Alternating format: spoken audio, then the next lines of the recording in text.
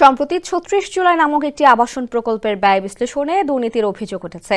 শহীদ ও আহতদের পরিবারের জন্য গৃহীত এই প্রকল্পের প্রাথমিক তদন্তে দেখা গেছে প্রকল্পের বিভিন্ন উপাদানে ৩ থেকে ৪৫ গুণ বেশি ব্যয় দেখানো হয়েছে, যা সাধারণ জনগণের মধ্যে উদ্বেগ সৃষ্টি করেছে। বাড়তি ব্যয় ধরেই ৩৬ জুলাই নামের এক ফ্ল্যাট প্রকল্পের প্রস্তাব রোববার একনেক সভায় উপস্থাপন করা হচ্ছে। প্রস্তাবিত এই প্রকল্পে প্রতিটি পদ ও স্তরেই রয়েছে অনিয়ম ও অস্বাভাবিক বাড়তি ব্যয়ের ছড়াছড়ি।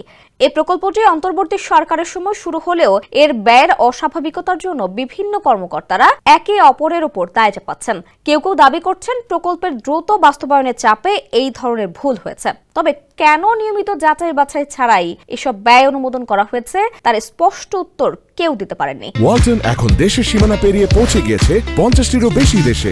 ওয়ালটন, ঘরে ঘরে বিশ্বজুড়ে। প্রকল্পটি বাস্তবায়নের জন্য এখন পর্যন্ত কোনো সুনির্দিষ্ট নীতিমালা, মাস্টার প্ল্যান বা নকশা প্রণয়ন করা হয়নি বলে জানা গেছে। গত ১৬ জুন পরিকল্পনা কমিশনে প্রকল্প মূল্যায়ন কমিটির পিইসি সভায় প্রকল্পটির নানা জটিলতা তুলে ধরা হয়। এসব তথ্য তুলে ধরে প্রতিবেদন প্রকাশ করেছে দৈনিক জনকণ্ঠ।